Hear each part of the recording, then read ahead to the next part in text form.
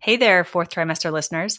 Our program today is proudly sponsored by Family Album, your secure haven for sharing baby photos and videos. Head over to the App Store today, search Family Album, one word, download the app, and start creating a legacy of love, one photo at a time.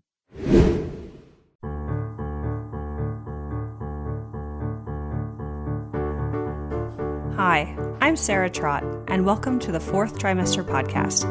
I'm a new mama, and this podcast is all about postpartum care for the first few months following birth, the time period also known as the fourth trimester.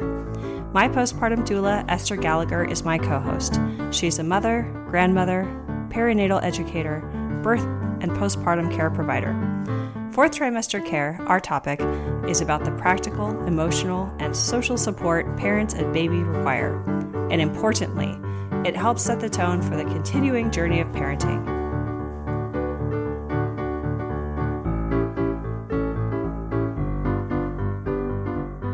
Hi, welcome back to the Fourth Trimester Podcast. I'm Sarah Trott, and I'm here with special guest Renée Cramer, who I'll introduce in a moment. And before I do, I'd like to remind all of our listeners to please go to fourthtrimesterpodcast.com. Check out our sponsor page, our Facebook page. Definitely sign up for our newsletter if you haven't done that yet. We would love to be able to share special information and announcements with you that go along with every show that we record. And now I have the honor of introducing Renée Cramer to you. So we heard about Renée from another guest on our program, Angie Sonrode. So if you haven't heard her episode, you can go back and look at that. That is episode 28. She is a documentary filmmaker. So we really valued being introduced to Renée. She is a professor and chair of law, politics, and society at Drake University, and she's the author of Pregnant with the Stars, Watching and Wanting the Celebrity Baby Bump, published by Stanford University Press in 2015. And she is currently working on a project to understand the regulation of midwifery in the United States and the activism of pro-midwifery advocates who seek to make the profession legal where it isn't. The research is supported by the National Science Foundation. Wow, that's an amazing background. We're so pleased to have you. Thank you. Thanks for joining us, Renée. Absolutely. Thank you for having me. So just to kick us off, let's talk about you. How did you get to be doing what you're doing, and what prompted the book? Well, the book was prompted by wanting to avoid the book I was writing on midwives, actually.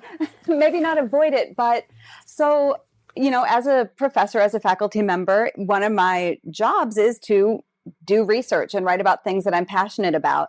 And I was a faculty member at Cal State University, Long Beach, and pregnant with my child. I'd been there 5 or 6 years, and my first book had already come out. And I was looking for a second project. And as I met with moms, I realized that midwives were legal in California, but some of them felt like they were operating in ways that made their practices illegal or less than legal. And that interested me. So even while I was pregnant with my son, I started thinking about midwifery as a project that I wanted to look at. When we moved to Iowa, I realized that midwives weren't legal in Iowa. They weren't legal in Missouri or South Dakota. And I really started doing a very long-term ethnographic project around their illegality. And while I did that, I was raising my son and reading lots of magazines. Well, not so many magazines, but I was reading some magazines. And I saw a call for book chapters that came across the web about fashion and feminism. And I thought of this quote that I had heard from Billy Joel's wife, where she said, "The baby bump is the new Birkin." And I hadn't even known what a Birkin bag was. I had to go look it up. And I thought, wow, she's saying that a baby bump is like a handbag, and a baby is therefore an accessory. And I wrote a book chapter responding to this call, and it was published in a book called Fashion Talks.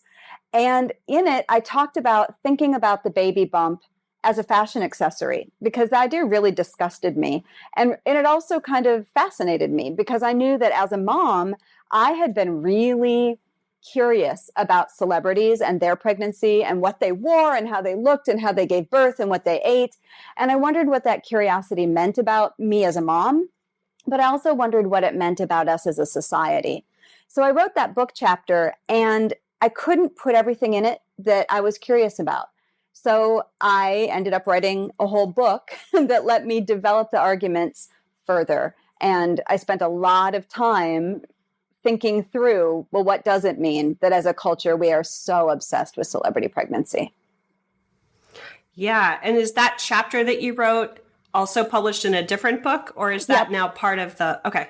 So yeah, it was published in the book called Fashion Talks. And then it became mostly chapter 3 of Pregnant with the Stars, although I developed the chapter a bit more, and then some pieces of chapters 4 and 5 were in that chapter. It just really grew kind of exponentially. Yeah. I love the topic. I love all of that. So then are you back to the midwifery book? I am. I'm back to that and have a book proposal ready, and I'm ready to I have a few more interviews I need to do with some midwives and activists, but I'm ready to write that one. Awesome. And it's weird because pregnancy is not my thing. So I never anticipated that I would spend a good 10 to 15 years of my life talking to moms and midwives and advocates. It's not how I would have ever imagined my career going, but I just got kind of obsessed and interested. Yeah. Oh, it's definitely a fascinating topic, especially with the celebrity limelight, because celebrities have so much influence over the way people sort of subconsciously set expectations around the way to do things. They really do. And, I don't think we're bad humans when we're fascinated by celebrities. And I don't think celebrities are doing something wrong by making their pregnancies public. But the impact of these images definitely influences how women feel they should perform their pregnancy and their postpartum life. Yeah. I remember learning, it was in university, learning about this concept of social proof, that when people see things, it's a way of learning and it's a way of validating our own behavior. And it's one of those things that people aren't even necessarily aware of when it happens. When they see things, they just think, oh, so this is the way successful people have pregnancies. Right. Sort of right. The way you look at that. That's interesting. When I was 6 months pregnant, we put our TV away. And we don't, my husband and my son and I don't really indulge in too much mainstream media at all. I haven't bought like a Cosmo or a Glamour or a Marie Claire for a really, really long time. And the farther away I get from it, the more it seems possible for me to see kind of the overt impact of it on me, if that makes any sense. Just what do you think the impact has been on you? Well, for me, it's a tendency to measure and judge myself. I don't know that it's that way for everyone, but I remember just even being in my early 20s, my husband would say, oh my gosh, have you been reading one of those magazines? I would have a list of self-improvement that I needed to undertake and kind of a really hard stick by which I would measure myself. And I've had students, especially male students, really push back on that. They'll say, but that those images are photoshopped and that that's the work of a PR person. And even knowing that, even having a critical stance towards what's being represented, the perfectionist in me still believes I'm able to achieve some measure of that. Mm-hmm. And one of the people that I quote in my book, Janice Min, she used to be a fashion or an editor at either Us or People. I want to say Us right now, but I could be wrong. But she wrote a book called How to Look Great in a Minivan. And she believes she's being really helpful when she tells her readers, you might not always look like that mom celebrity that you admire, but you can be the best version of yourself. And even that to me feels exhausting. You can always be the best version of you, the better you. You can get your body even back better than it was. Yeah. This continual self-improvement is exhausting and it's not at all compatible with living in the moment. And for me, it's not compatible with being the parent I want to be or the human I want to be. Mm-hmm. Yes.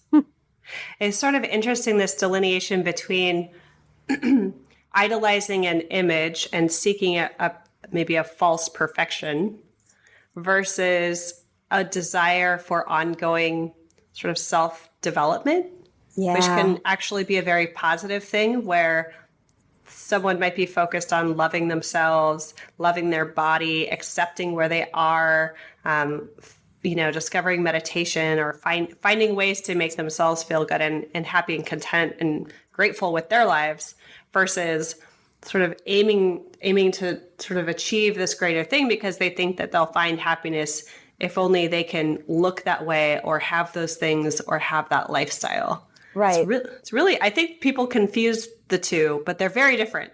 But it is such a fine line. And one of the things that I argue in the book is when we're looking at celebrity pregnancies, we both idealize them and normalize them. And it's one thing to say, oh my gosh, that's an ideal. But it's another to say, and I should have it too because I can. So to normalize, Gwyneth Paltrow's body, while idealizing it, I'm a 5'1" curvy brunette. I will never have Gwyneth Paltrow's body, but to see that as a normal thing to happen after birth or a normal thing to happen when you're a working mom, even though, and to give her credit, she says very, very plainly, I have someone who watches the baby while I work out when she had babies, or this is my job and I have to look good, so I do it. But we all still have this moment of this is ideal and this is normal and this is not me. And that's just a hard feeling to have, to be constantly measured against. Yeah, it sets an unfair expectation. One thing we've talked about on the program with other guests is this idea of the physical body changing because of pregnancy and your emotional and mental self changing because of having a baby. Yeah. And this idea that there's no going back. There's only going through and growing and using the opportunity to grow as a woman and become better in a lot of respects, because you have all of this new opportunity with a new family and that sort of thing. Means that it means it's a new normal. It's a different, and it's just impossible to go back to the same body or the same mental state or the same emotional state. It's just all different. And, this idea of your body kind of going back to what it was it just doesn't really work. No. And I know Angie and I have had this conversation too. I don't know how much of my body not going back is because I'm a mom or because, I turned 45 this month. Things change. They just simply do. But there's something about pregnancy that feels like this demarcation, before and after. Mm-hmm. And I know when I was pregnant, I was struck by how inevitable it was. That moment when you realize no matter what, I'm having this baby. Like, it's inevitable. Oh, yeah. And no matter what, I'm aging. And thank goodness for both of those things, because it isn't all inevitable, right? Some women lose their pregnancies. Some people lose their lives before they're ready. But we still have a sense that we can always go back. No, you said it so eloquently. Change is what happens, and getting comfortable with that change is important. And not always seeing it as negative. Totally. Yes, absolutely. And maybe setting the expectation that it's not going to be the same. Right. I'm actually very happy my body is different now that I've had a baby. I love my body. I respect it. I think our bodies perform miracles. We don't tell them, okay, make a baby. Like, it just happens. It's incredible. It's a miracle. And there are things I like about my body now that I never would have said when I was 32 that I liked about my body. It's like, yes. You know what? I appreciate my ankle. Thank you.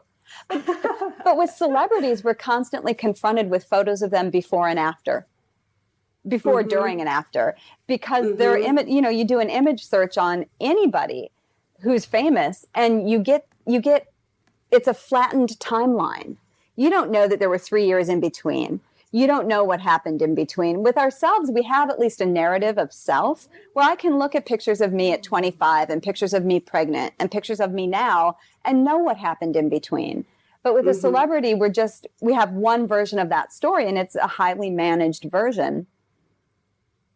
And so there's an expectation of return mm-hmm. or coming back better than ever.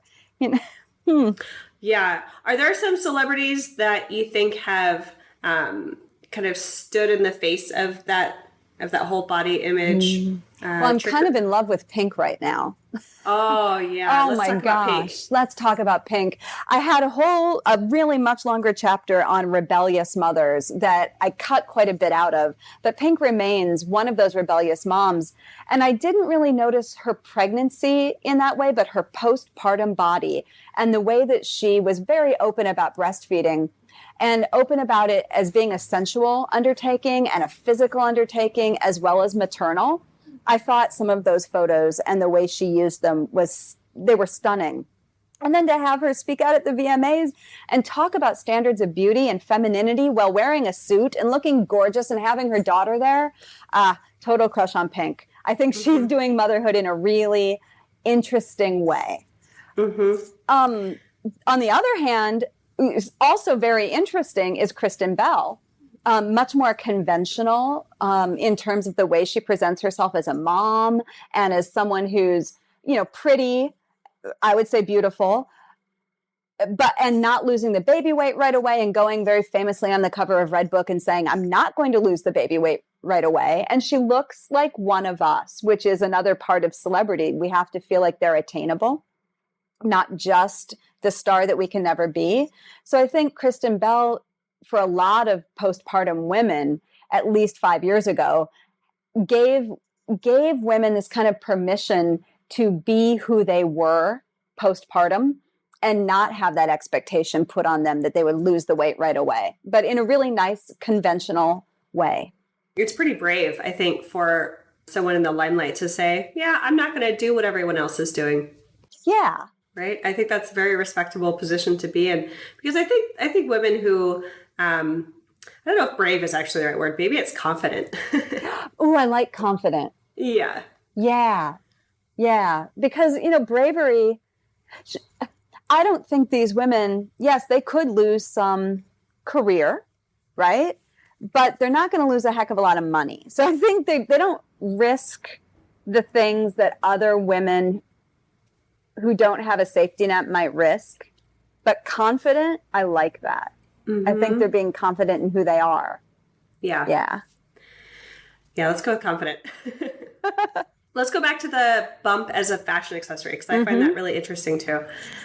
What is it about being pregnant that generates so much attention, at least in U.S. culture, versus the postpartum period? Or we don't mean depression when we say postpartum. We just mean that immediate few months, 6 months after birth.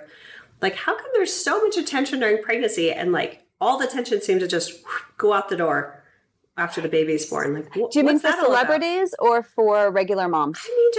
I mean mostly non-celebrity people. But I wonder if there's a bit of that it's probably not true for celebrities, actually, because people want to take pictures of celebrities all the time. Right. But photos of pregnant celebrities are so much more expensive, paparazzi photos. And capturing their images while pregnant, it's a huge deal. And then the oh my gosh, is she pregnant or is she just bloated? I actually think that they're magnifying what happens to average women when they become pregnant. So I don't know. I think there's probably a lot going on. I know on the one hand, our data becomes much more expensive when we're pregnant.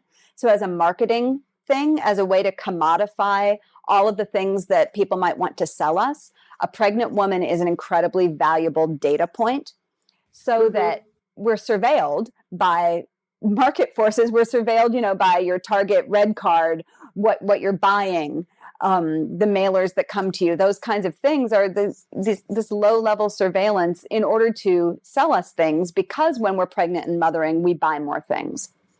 So there's that. But that doesn't explain why, the woman at the park wants to touch your belly.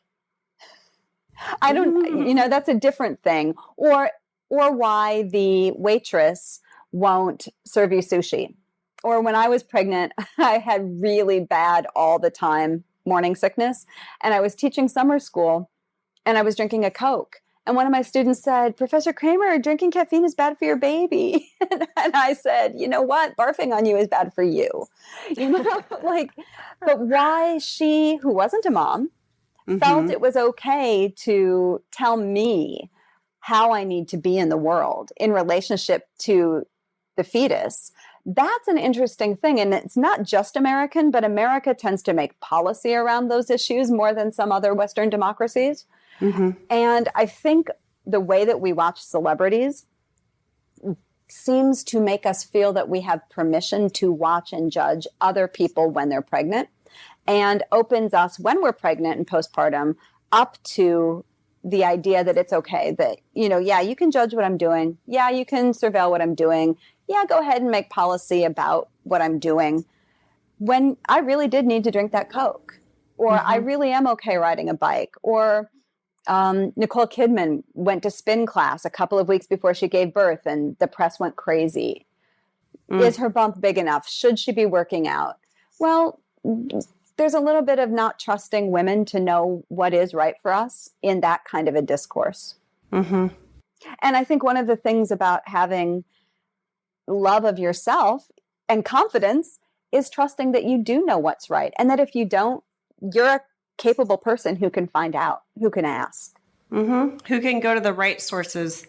Yeah. Right. Medical doctors, midwives, people who have seen thousands of pregnancies and births, and who actually are an authority about, child and maternal safety. Right. Yeah. And, we have this sense of gossip. The original gossips were women who sat with women in childbirth and then went out and shared with the community that she had had her child. And that's where that word comes from? Yes. I don't know the background of the actual word, but that's what that word is describing. Wow. And so this idea that women sharing women's news, which we now marginalize as gossip, but you would ask the gossip, how are these things? What is this with me? Is everything okay? And then she would be emboldened to share your news, where now the press stands in for that, or the media, the celebrity media. Oh, we're going to share news that Katie Holmes is pregnant. We're going to share news about, I keep telling my students, I hope Rihanna has a baby soon because that will just make my day. But it's really none of my business, Mm-hmm. That's gossip, but it's doing something very different than it used to do. So what do you talk about in the classroom setting when you talk about these topics? What coursework are you doing? I'm so interested. So I teach a class called Reproductive Law and Politics. Okay. And I love to teach it. I only give myself the gift of teaching it every 3 semesters. But we start with slavery, actually, and the way that women's reproduction has been coerced for purposes of nation building and commerce. And we move through slavery to urbanization and the way that anonymity enabled some women to have freedom sexually and to, choose their partners. Then we look at birth control and its necessity in order for those same women to continue to have some autonomy and not always have the consequence of pregnancy through the use of birth control. Then we talk about abortion and the way that has changed over time as a political issue, because it has very radically shifted since the late 1800s to now, the way that we even talk about abortion and choice and life and consent.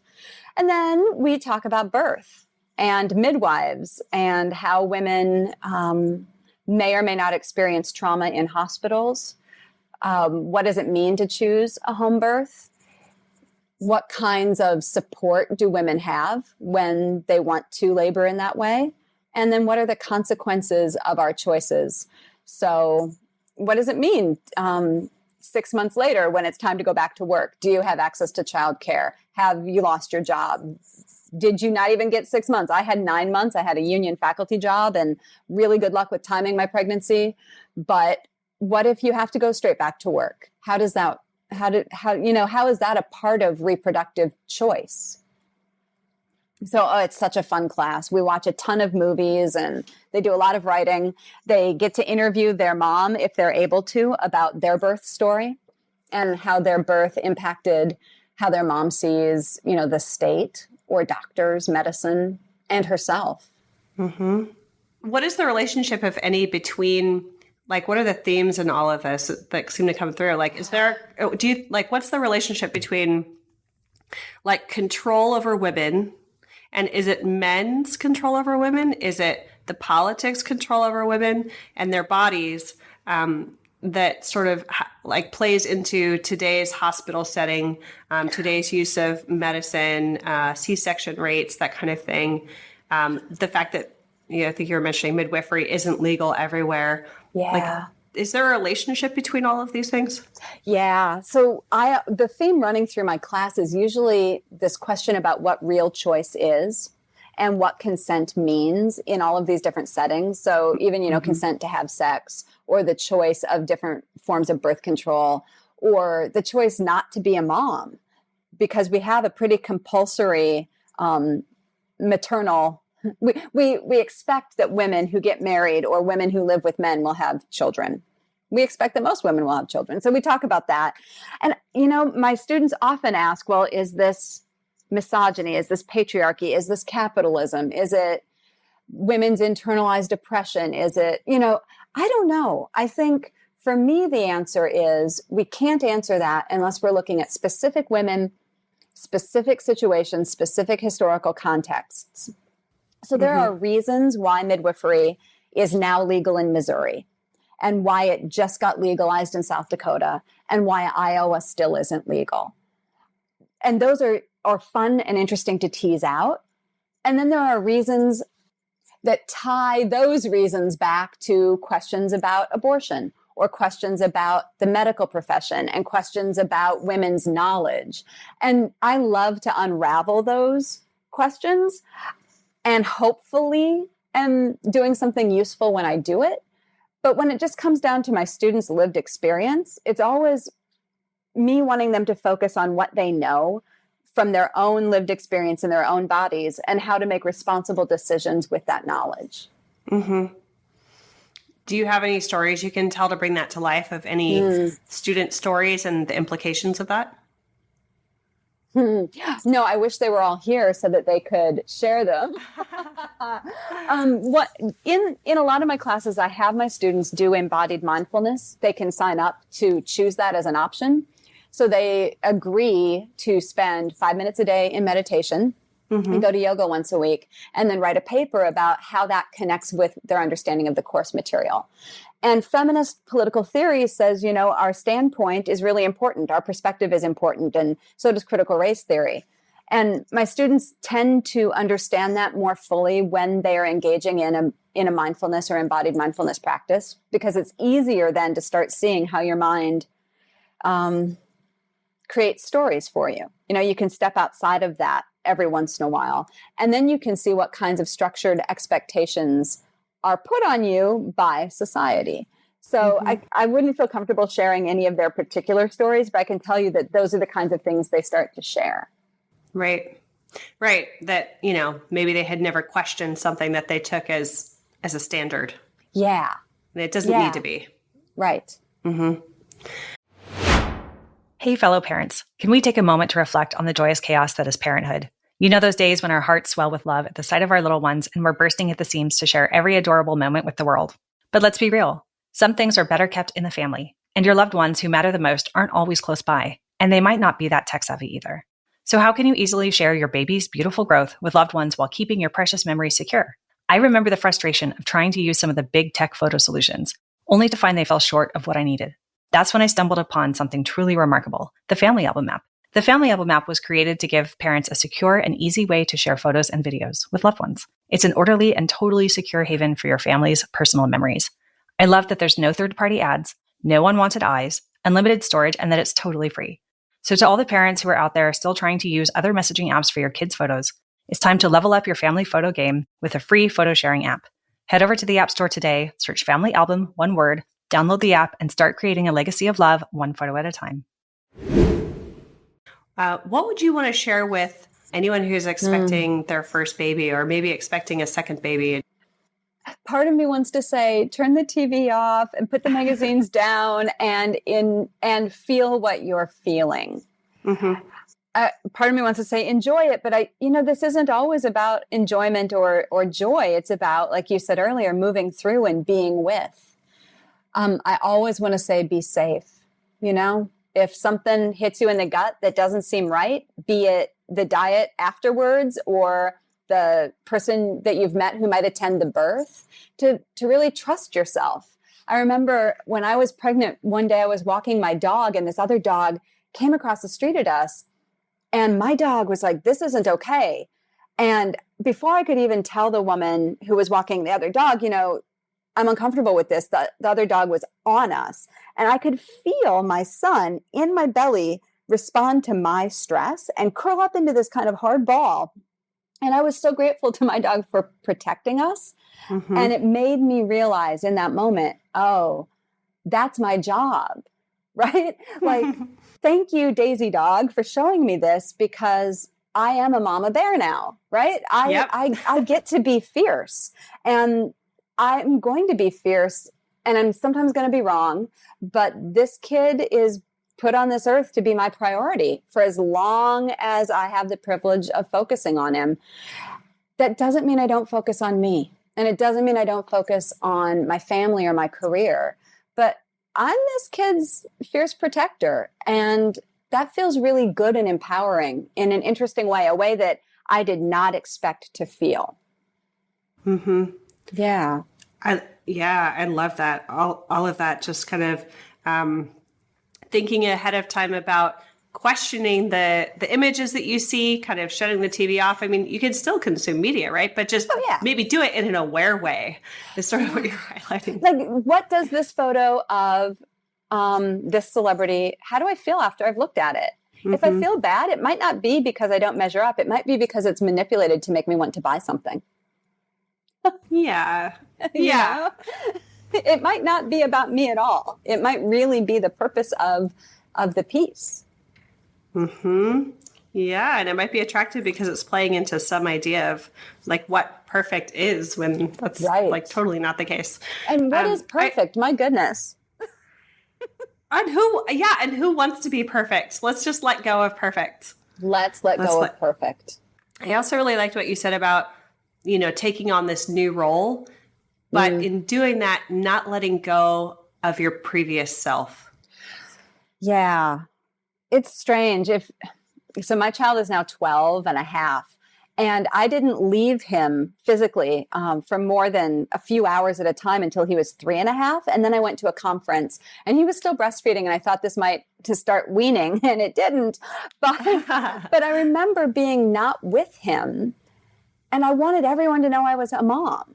Like what, I'd get on an elevator and he wouldn't be there, and I'd just be like, yep, I have a son, and not as an excuse. I used, sometimes when we're pregnant, right before we actually have the bump, we just feel pudgy.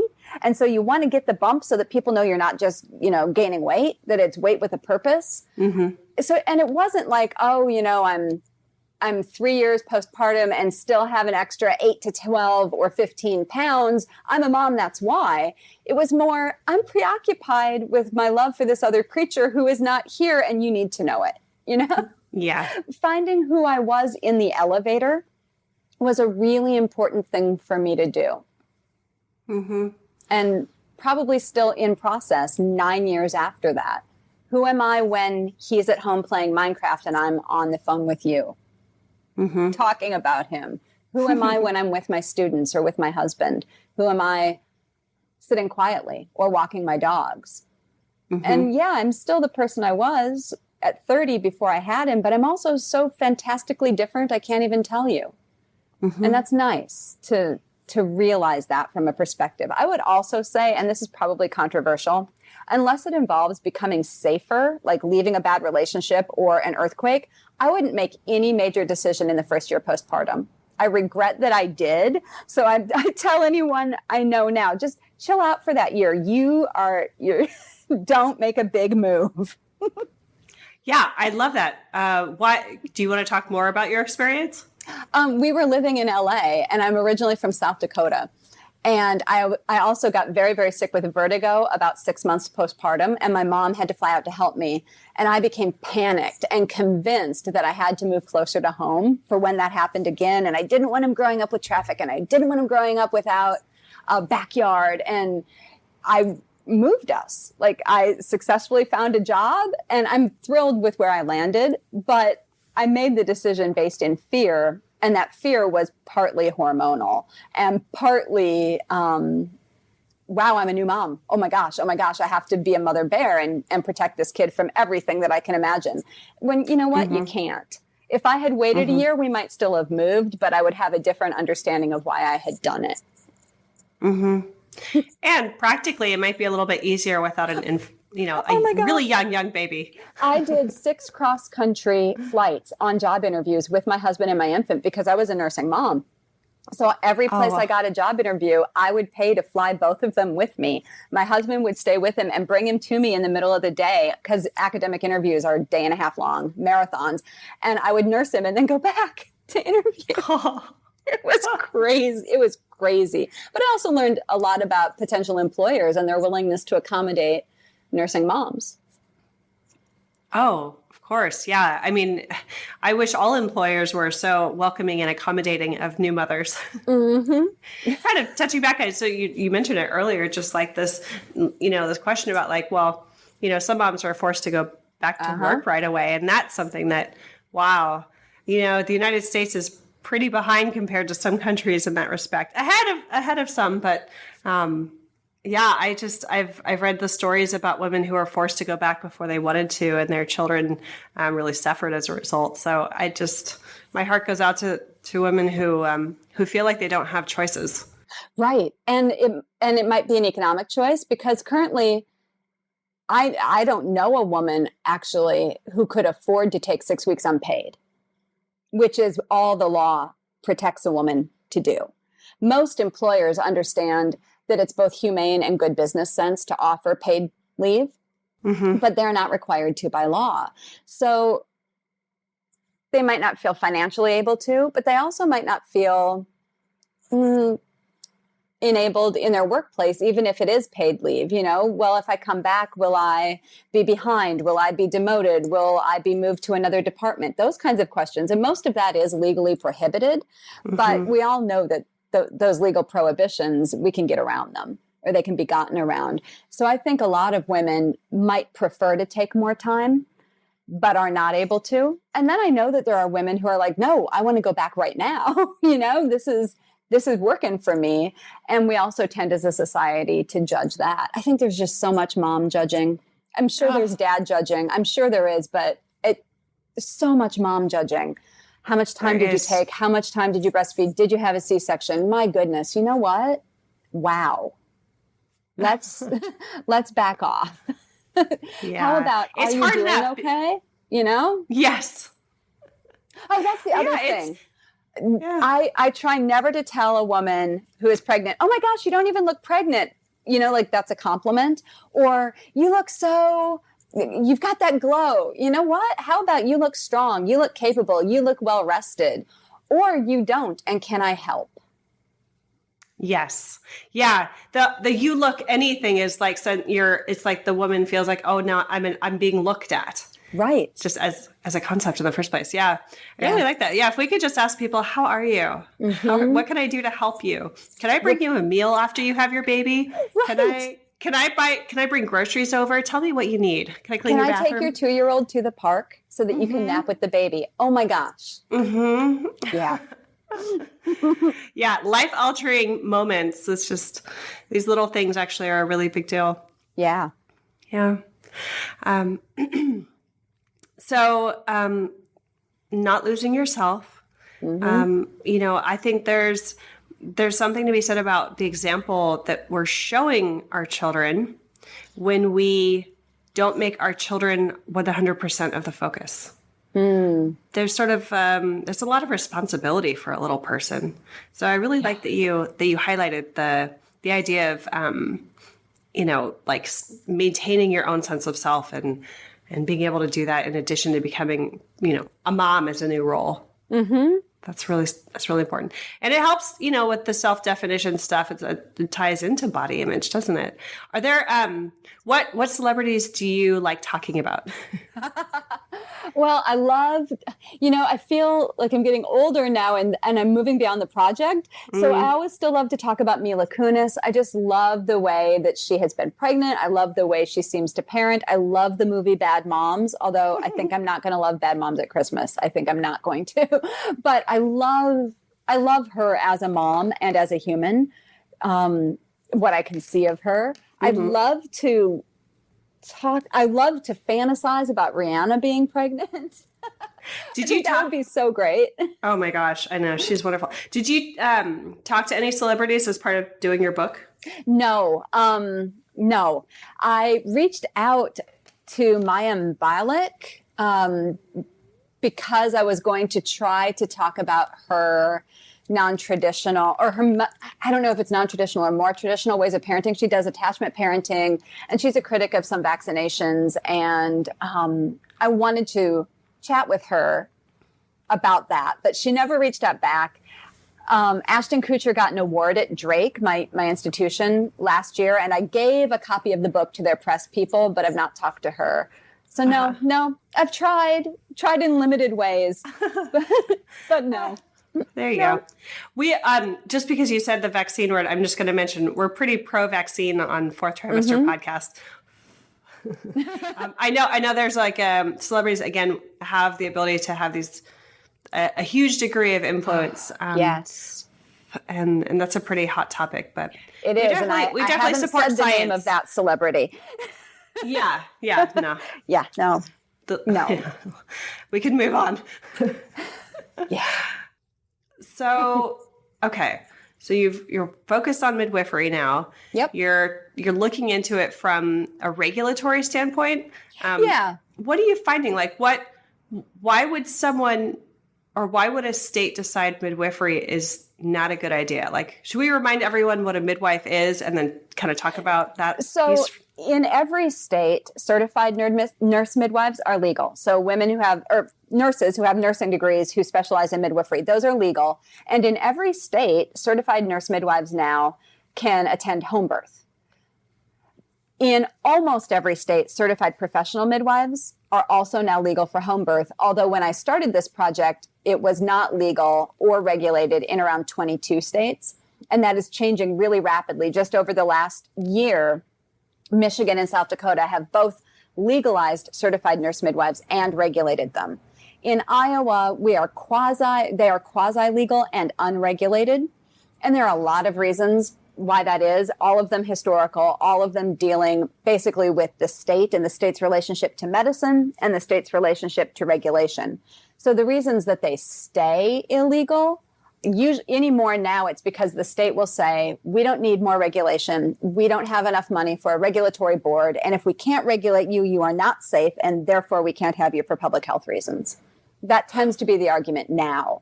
5 years ago, it was different. There was, do midwives perform abortions? Are midwives engaging in anti-vaccine work? Those kinds of questions around cultural and scientific issues. Those we don't hear so much anymore. Now it's really a matter of the state legislators saying, we don't want to regulate this because we don't believe in regulation. We can't afford a new state board. You can't have a law. There are some legislators who will say that they don't believe that birth out of hospital is safe. There is simply no good data supporting their belief in that. But there will always be people in a state house who vote against legalizing and regulating midwives because they think it's simply unsafe to do so. They're wrong. Yeah, totally. We had a really fascinating conversation with Jessica Moore, who's a documentary maker. Her film is called Why Not Home? Yep. And actually, I'll just plug this because it's really cool. They just launched on iTunes and Amazon. Yeah. They're also on Vimeo. I think they've been on Vimeo for a while. So if you have an Apple TV, you can actually watch it for free on Vimeo. Well, and it's a really interesting documentary because she comes from the perspective of the medical profession. So a real evidence-based, this does seem to actually be safe and more comfortable and more economical. Yeah, and she's sort of on her website. Anyone can go and look at it. She just has one very short page talking about the evidence and how there's two different big reports that get cited.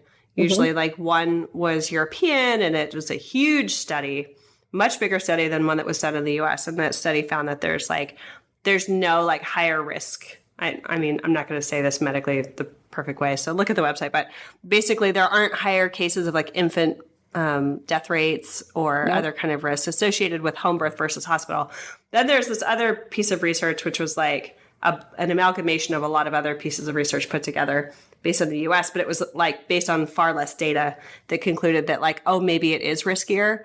But it seems like there's no agreement on which report is better. And actually, probably neither report is like as thorough as anyone would want it to be. So yeah, it seems like there's a real lack of evidence on some of these issues. Well, it also all depends on the population being studied. So if we say a low risk pregnancy or with a skilled provider, then really I've not seen any data that would show that it is less safe to have a child out of the hospital for a low risk person with a skilled provider. And then the question is, well, does regulation help us achieve skilled providers by licensing them through the certified professional midwifery license? Does that help ensure, kind of quality control? Does it ensure best practice? Does it ensure continuing education?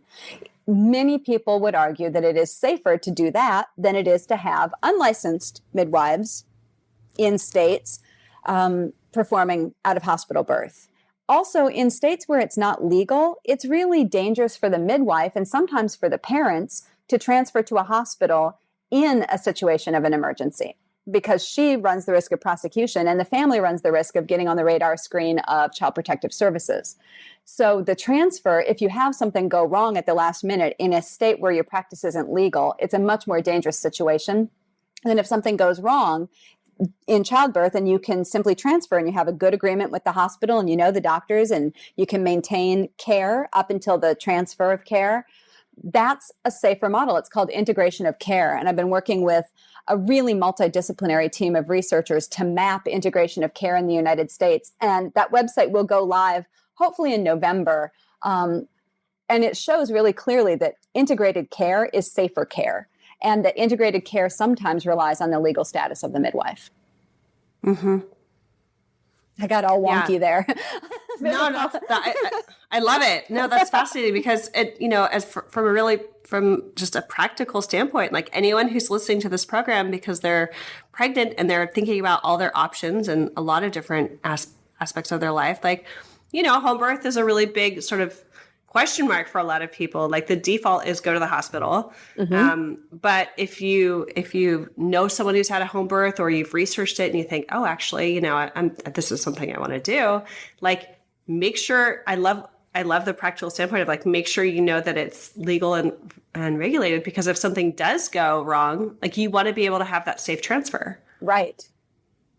And, you could also choose to get all of your prenatal care from a midwife, because prenatal care from midwives tend to be hour-long visits and integrated with your family and not focused on, what are your numbers in terms of weight and peeing in a cup. There's much more involved in that prenatal care, and you could still deliver in a hospital. And is that at someone's house? Like, do they come to your house or do you go somewhere? They often will come to your house. There are some midwives who have birth centers, both certified nurse and certified professional midwives who have birth centers. Sometimes those birth centers are attached to hospitals. But there are lots of ways to manage your care. Just for full disclosure, I had a hospital birth for reasons of finance. And if I could do anything differently, I might have still gone to the hospital, but I would have had my prenatal care with a midwife, so that I didn't feel like it was just, oh, how much weight did you gain? Go home. Mm-hmm. More talking about development in my life and how I was feeling. So yeah, I would totally have used a midwife for prenatal care for sure. Mm-hmm.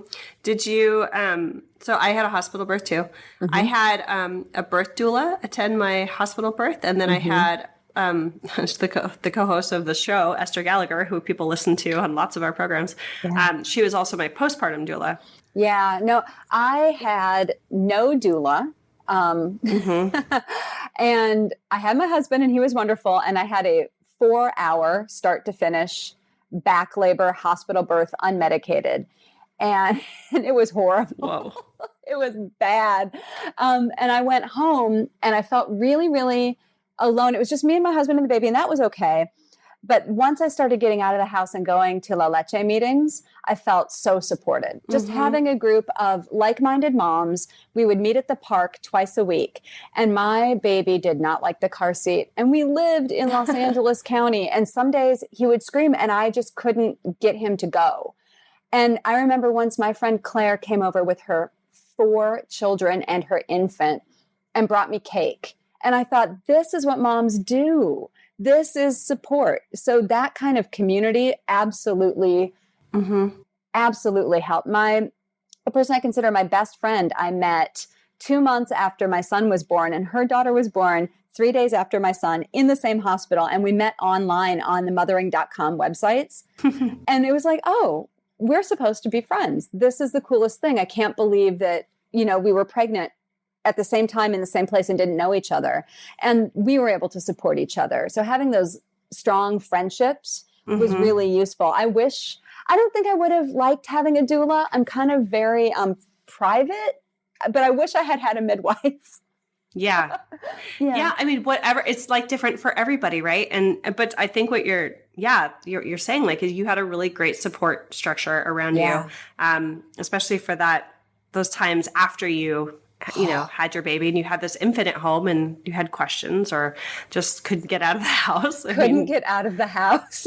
Yeah. Oh, yeah. I've been there. And he also was one of those kids who hated the stroller because I had the fantasy that we were going to do runs on the beach. And he was like, no, I want to be in the sling. I want to be in the ergo. I want to be on your body. Okay. But he was in his stroller twice in his entire life. And just having other moms who would go, oh, that's okay that he's in the sling and you're vacuuming and running water because he's crying and you're gardening and he's in the ergo. That's cool. No judgment. Not, why can't you meet us at the coffee shop? Put him in the stroller and go. No. Yeah. All right. So we're wrapping up. Okay. I want to remind everyone about your book once again, which is Pregnant with the Stars, Watching and Wanting the Celebrity Baby Bump. I'm assuming it's available on Amazon. It is available on Amazon. It is. And I would love it if people would read it and reach out. We have not very much talked about kind of the heart of the book. We've talked more about parenting, and I think that's so cool. So people who read the book might be surprised that it's a little more wonky academic than our conversation has been, but I think they'll enjoy it. Is there anything that you want to talk about from the book as like a final message? No. Enjoy your pregnancy and your life to the extent that you can. Life is hard. Life is really hard. And I think if we can support each other, more power to us. Yeah. Okay. Well, we're going to wrap up with that. It's a perfect note to end on. Again, there's the Fourth Trimester Podcast website that you can go and visit, and you can sign up for our newsletter, and you can like us on Facebook. And you can definitely reach out to me and or Esther. And it sounds like if people want to get a hold of you, Renee, you're welcoming that too. How would someone get in touch with you? Absolutely. They can reach me through my email at my university. So my name, renee.cramer@drake.edu. Wonderful. Thank you so much, Renee. Thank you. You can subscribe to this podcast in order to hear more from us. Thank you for listening, everyone, and I hope you'll join us next time on the Fourth Trimester. The theme music on this podcast was created by Sean Trott. Hear more at soundcloud.com/Sean Trott. Special thanks to my true loves, my husband Ben, daughter Penelope, and baby girl Evelyn. Don't forget to share the Fourth Trimester Podcast with any new and expecting parents. I'm Sarah Trott. Goodbye for now.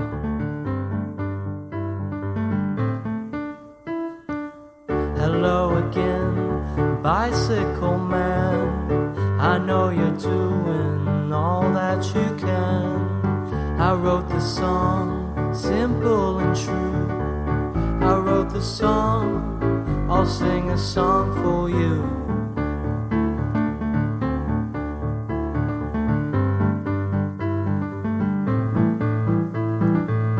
You got your wheels, you got your gears.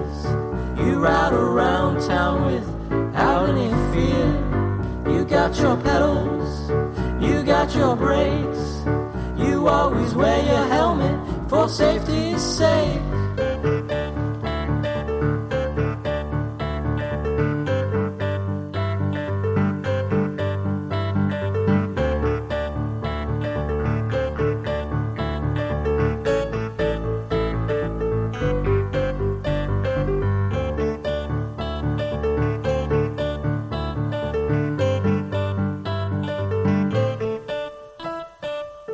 Hello again, bicycle man. I know you're doing all that you can. I wrote the song, simple and true. I wrote the song, I sing a song for you.